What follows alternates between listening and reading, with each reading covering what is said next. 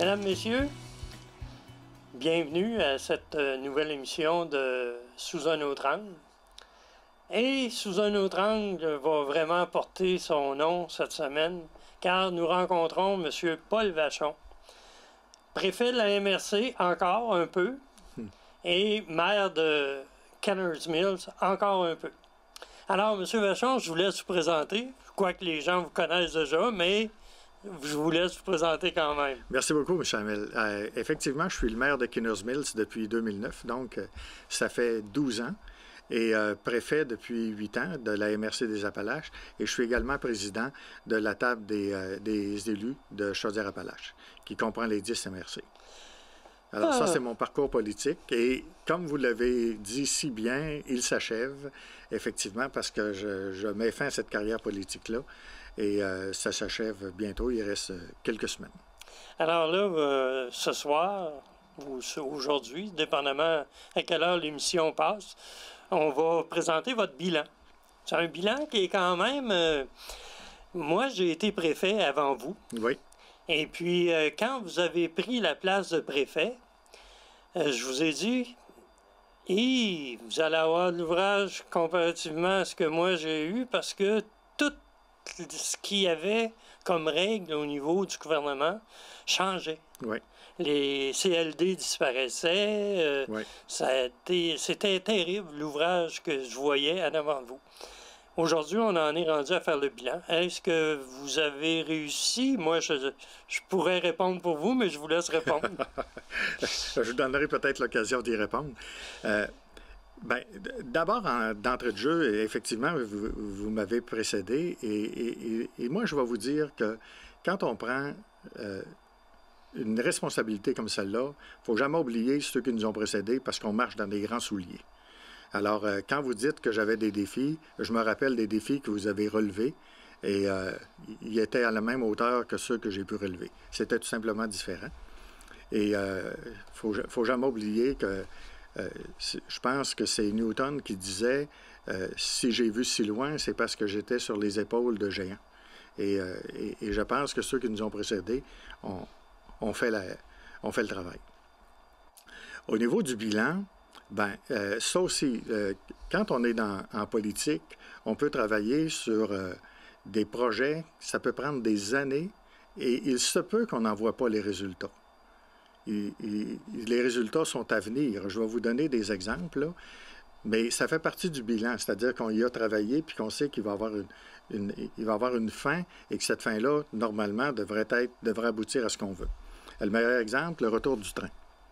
Le retour du train en Appalaches, dans la MRC des Appalaches, ça fait longtemps qu'on travaille là-dessus. Ça fait quelques années, et on pense que c'est nécessaire, on connaît l'utilité, ça va servir pour le transport des marchandises, ça va être moins coûteux, ça va aider à l'état de nos routes, ça va diminuer les GES. Alors, il y a beaucoup de bienfaits au retour du train, mais quand je vais partir, le train ne sera pas là. Ça fait quand même partie du bilan. Ce qu'on espère, c'est que le train sera sur les rails en 2022, peut-être 2023, mais on espère 2022. Mais ça fait partie du bilan, parce qu'on a travaillé pour que ça aboutisse. Un autre exemple, la fibre optique. Puis vous étiez là, M. Hamel. Oui, vous vous en souvenez très, très bien. Alors, on a travaillé pendant des années sur la fibre optique. Vous vous souvenez, on a eu des projets que c'était la MRC qui aurait été maître d'œuvre pour la fibre optique. Et on était autour de budget, de mémoire, je ne me souviens plus, mais il me semble que c'était autour de 25 ou 30 millions, quelque chose comme ça. Ça va se réaliser autrement. Ça va coûter 18 millions, mais ce qu'on a fait, c'est qu'on a travaillé très fort avec les gouvernements, autant provincial que le gouvernement fédéral. Le gouvernement fédéral, c'était pour changer les règles. On avait des règles qui étaient à quelque part injustes à cause des octogones, mais je ne rentrerai pas là-dedans, là. Mais changer les règles et tout ça. Mais finalement, là, encore une fois, je vais quitter, mais le projet n'est pas terminé. Quoique, là, la promesse est pour 2022. Septembre 2022. Jean Charest nous avait fait la promesse pour peut-être les années 2000. Oui, mais il y avait les mains sur le volant, lui. Non, mais c'est une promesse ferme puisque les contrats ont été octroyés aux grandes entreprises. Ouais. Dans notre cas, dans la MRC des Appalaches, il s'agit de Sogetel. Et le déploiement va se faire. De toute façon, il y a déjà des sous-contractants qui sont sur le terrain et qui sont en train d'analyser l'ensemble de la situation. Alors, septembre 2022. Ça également, ça fait partie du bilan, mais les résultats sont à venir, ce qui est tout à fait normal. Lionel Groulx, un vieil historien aujourd'hui disparu, disait « Les idées marchent à la condition qu'on les porte ». Bien, c'est ça la job de maire puis de préfet. C'est de porter les idées, d'autres les prendront, mais l'essentiel, c'est de faire avancer notre communauté et de déployer toutes les énergies pour en faire une communauté qui va être prospère, dynamique et j'ajouterais heureuse. Sentez-vous que ça a pu se réaliser ou on a encore des gros défis à faire? On a toujours des défis. On parle notamment depuis quelque temps, bien, on a toujours parlé, mais de façon discrète, de l'impuissance des petites municipalités. Absolument. Autour de la ville-centre. Oui, oui. Est-ce qu'on aura une solution là-dessus, d'après vous? Le dialogue. Le dialogue? Oui, le dialogue. À mon avis, c'est de cette façon-là qu'on peut résoudre nos problèmes. Lorsqu'il n'y a pas de dialogue, lorsqu'il y a une fermeture, les gens partent chacun de leur bord et tout le monde est perdant. Le dialogue va nous permettre, même si on n'a pas les mêmes idées. Moi, j'ai toujours dit, on n'est pas obligé de s'aimer pour travailler ensemble, mais on a l'obligation de travailler ensemble. Alors, à ce moment-là, dialoguons, puis échangeons, puis le bien commun sera toujours au-dessus des intérêts particuliers. Puis, si on oublie ça, c'est là que ça va mal. Éviter les braquages. Oui, oui, absolument. Ça ne donne rien, ça nous mène nulle part. On sera tous perdants si on ne réussit pas à échanger, à dialoguer, puis à avoir des objectifs communs. Je vais en revenir quand le CLD a été fermé. Oui. On avait des choix qui s'offraient à la MRC, oui. de soit laisser la ville tout seul, oui. faire son développement, ou le faire de façon communautaire avec ce qu'on a créé à l'époque, la Société de développement économique. Oui.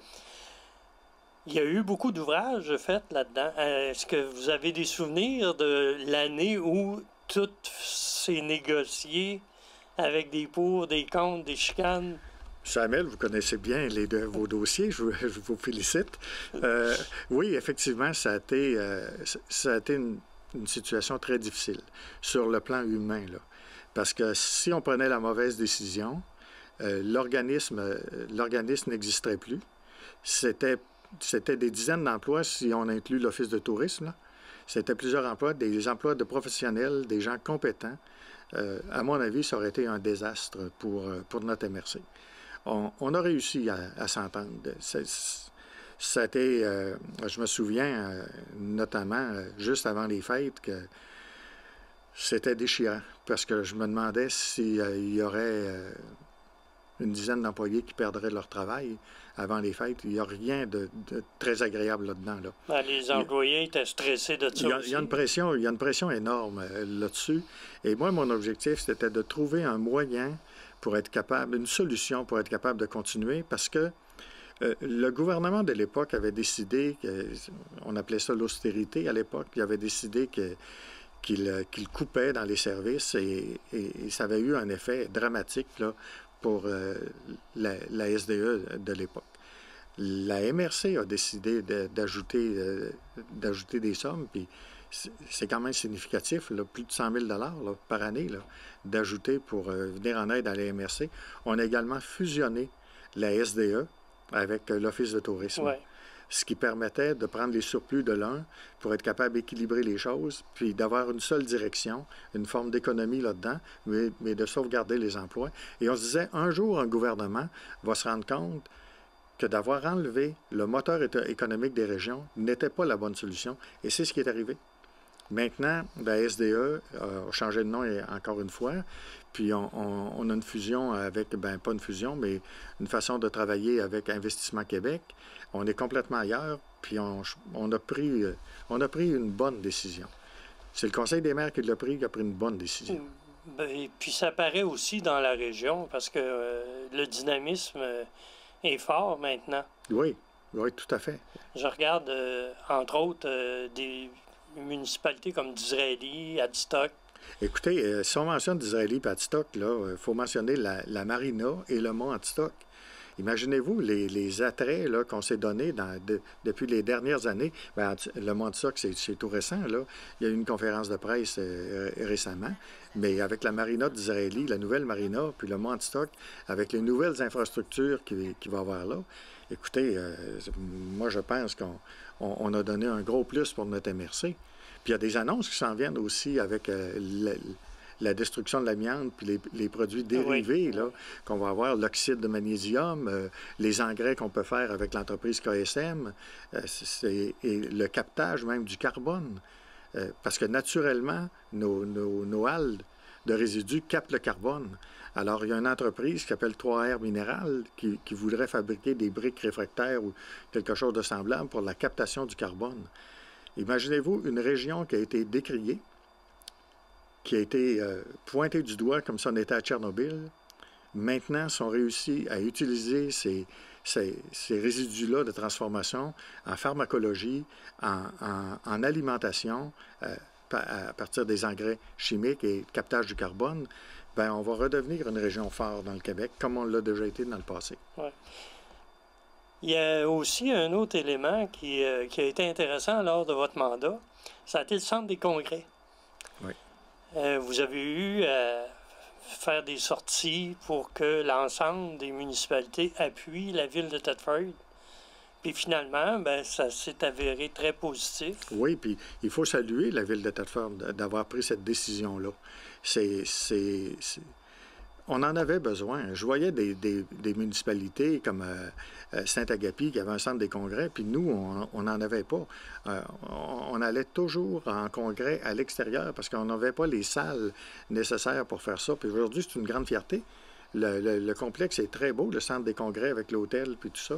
Ça fait qu'on s'est donné des infrastructures d'accueil qui sont intéressantes maintenant. Oui, puis c'est un peu grâce à votre travail.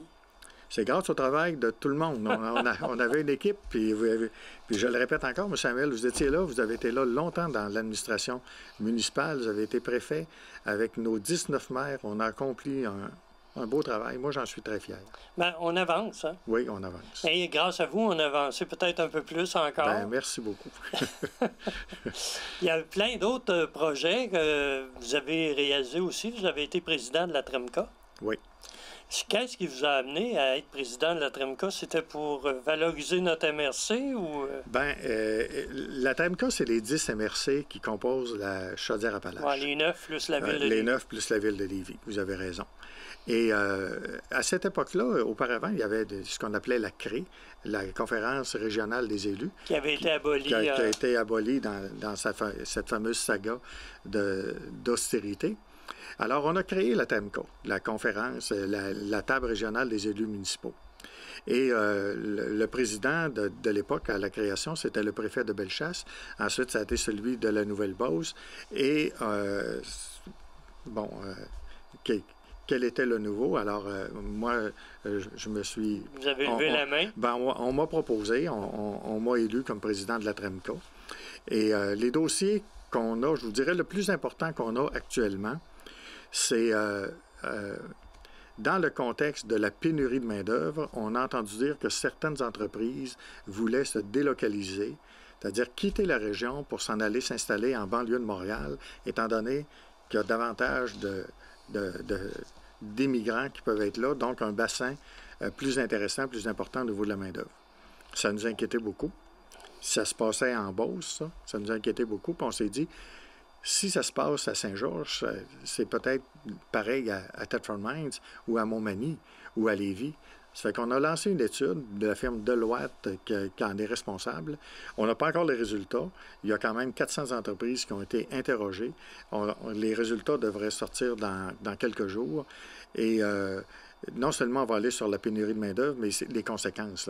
C'est-à-dire que les entreprises n'investissent plus pour l'agrandissement, n'investissent plus pour les nouvelles technologies parce qu'ils perdent des contrats, parce qu'ils ne sont pas capables de fournir les biens nécessaires. Alors, ça nous inquiète. Et c'est un exemple là, de projet qu'on fait au niveau de la Tremca. Est-ce qu'il y en a eu d'autres projets? Parce qu'il y a eu des financements qui ont été accordés.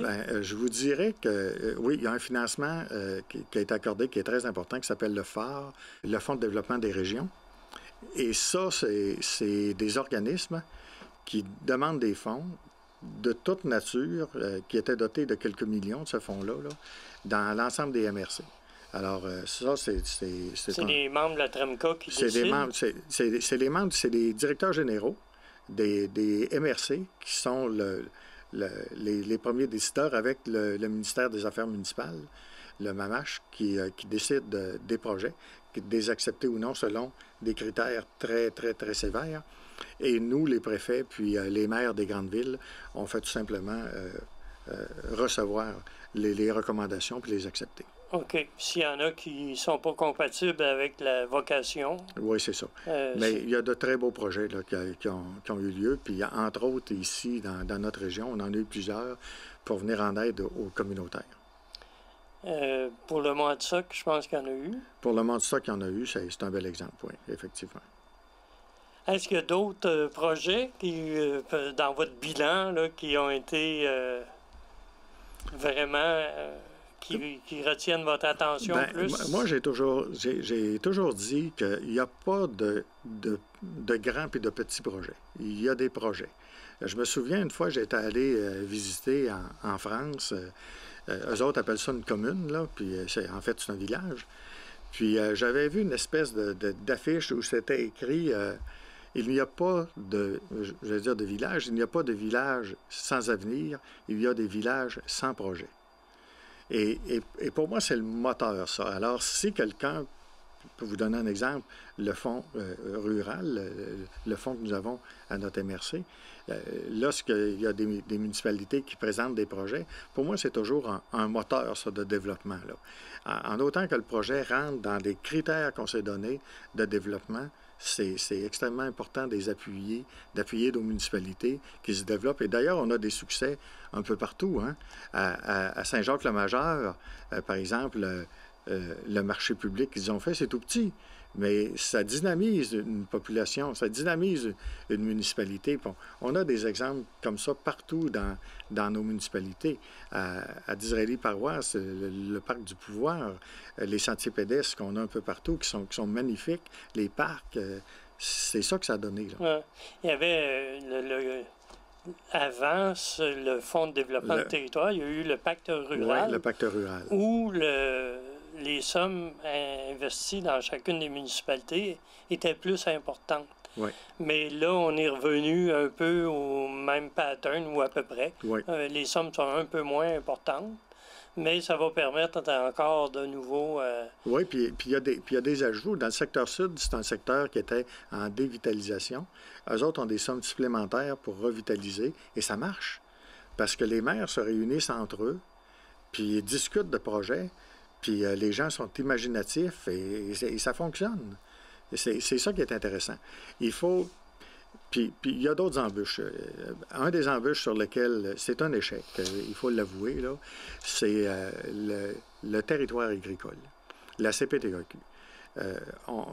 C'est difficile pour les petites municipalités rurales qui sont souvent à 90% agricoles ou agroforestières d'être capables de faire du développement parce que le territoire n'est pas disponible, malgré le fait qu'on ait des terrains en friche. On est intervenu là-dessus sur les friches pour être capable de faire éventuellement quelque chose, puis on n'a pas réussi. On n'a pas réussi à convaincre, mais on va continuer. On avait misé bien gros sur l'article 59. Oui. Mais finalement, ça s'avère... Non, ça n'a pas donné les résultats escomptés parce que les gens, quand ils viennent en campagne, ils ne veulent pas avoir un terrain de ville. C'est aussi bien de rester en ville puis avoir tous les services de proximité, c'était pour avoir un petit terrain. Quand les gens veulent aller en campagne, ils veulent avoir un terrain de campagne, c'est-à-dire un très grand terrain. Ils veulent pas nécessairement de terre.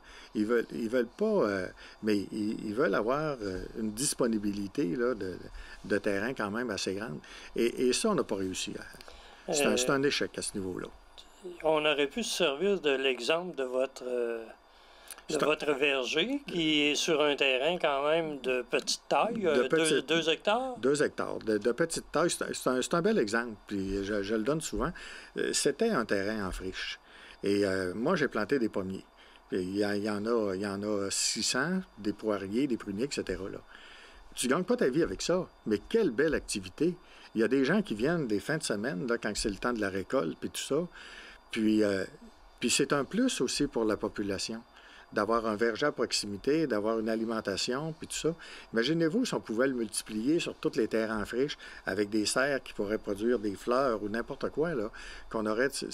Ce serait un plus, mais malheureusement, les lois étant faites comme elles sont faites, on n'a pas réussi. Non, on a quand même tenté avec l'incubateur agricole. Oui. Bien, ça donne un bel exemple de projet, ça. L'incubateur agricole puis le centre de transformation agroalimentaire. Qui va être créé. On va réussir. Oui. On va réussir. Il manque quelques sommes, là, mais c'est pas important, mais on va réussir puis on va se donner un outil de plus. C'est une belle réalisation, ça, le centre de transfo. Mais par contre, comme vous dites, si on avait pu le transférer, puis on a quand même, vous avez quand même fait des efforts là-dessus. Pour... Bien, chaque projet, M. Hamel, vous le savez, vous avez travaillé tellement là-dedans. C'est des années. C'est des années avec les résultats escomptés qu'on aimerait toujours le plus proche possible, mais laissons le temps au temps. Ouais. Il y a un élément sur lequel je veux quand même qu'on prenne quelques instants, c'est la COVID. Ça aussi, ça vous a donné quand même une fin de carrière comme préfet difficile. Bien, les gens me demandaient si j'étais occupé, puis ma réponse était non, je ne suis pas occupé, je suis préoccupé. Préoccupé de la santé des citoyens. Préoccupé que tout fonctionne bien. Pour moi, ça aurait été une catastrophe si on avait vu une hécatombe parce qu'on n'a pas pris les bonnes décisions comme maire. C'est-à-dire que les édifices municipaux soient fermés, qu'on n'accueille plus les citoyens, mais c'était pour des questions de sécurité puis de santé publique. Et la réponse dans notre MRC est quand même très, très bonne, là. Et on se compare facilement au Québec. Là, on a une situation plus difficile présentement, mais c'est dû à des événements ponctuels. Je pense qu'on va être capable de rétablir la situation. Mais ça a été très difficile, ça l'a encore. Les réunions en Zoom, là... Les gens commençaient à... De 8 heures du matin à 4-5 heures de l'après-midi, M. Hamel, les réunions du Zoom et des Teams et de tout ce que vous voudrez, c'est difficile. Ça demande une concentration. Bien, c'est ça, c'est facile à un moment donné de laisser aller notre imagination à autre chose que ce qui se passe dans l'écran. Exactement. Mais on a quand même réussi, malgré ça, malgré cette pandémie-là, à faire avancer nos projets, à développer quand même notre MRC. C'est excellent. Puis Cobétois, c'est d'autres réalisations. En tout cas, il y en a beaucoup. Un dernier point que j'aimerais toucher avec vous, c'est le personnel de la MRC. C'est que là, on sent que la tête du triangle est en train de s'effriter. Habituellement, c'est la base, mais là, c'est la tête. Ça doit vous causer un peu de peine de voir ça? Bien, je vous dirais non, je ne partage pas ce point de vue-là parce que notre directeur général a les choses bien en main. C'est sûr qu'il y a des employés qui ont quitté pour aller ailleurs, donc il y a des vides qu'il faut combler. Ça, vous avez parfaitement raison là-dessus, mais on va les combler. Il faut prendre notre temps pour le faire. Et il faut trouver les bonnes personnes, puis ou si on n'a pas les bonnes personnes, il faut aller trouver le service qui va remplacer les personnes puis qui va permettre le meilleur fonctionnement possible. C'est vrai qu'on a une difficulté là, présentement, là, organisationnelle, mais M. Hamel, vous avez connu des difficultés organisationnelles et vous avez passé à travers avec brio et je pense qu'on va être capable de le faire, le réussir. Et si ce n'est pas moi, ça sera celui ou celle qui va nous succéder, qui auront ce devoir-là de le faire et qui vont réussir à le faire. Oui, parce que le prochain Conseil des maires, il risque d'y avoir beaucoup de changements, d'après ce que les maires nous annoncent. Moi, ce qu'on me dit, c'est que sur 19 maires, il y en a 8 qui quittent. C'est énorme, là. C'est presque 50% du Conseil des maires. Donc, on va être nécessairement devant un renouveau, ce qui n'est pas mauvais. Non. Ce qui n'est pas mauvais du tout, le renouveau. Et de nouveaux défis, de nouvelles options. Moi, je suis plutôt optimiste là, pour l'avenir. Bon. Alors, M. Vachon, désolé, c'est tout le temps qu'on a. On aurait pu jaser encore des heures et des heures. Je pense qu'on va le faire après. Peut-être. Alors, mesdames et messieurs, c'était M. Paul Vachon, préfet de la MRC encore, pour quelques semaines encore. Et puis, on a eu son bilan. Alors, merci de votre écoute et je vous dis à la semaine prochaine.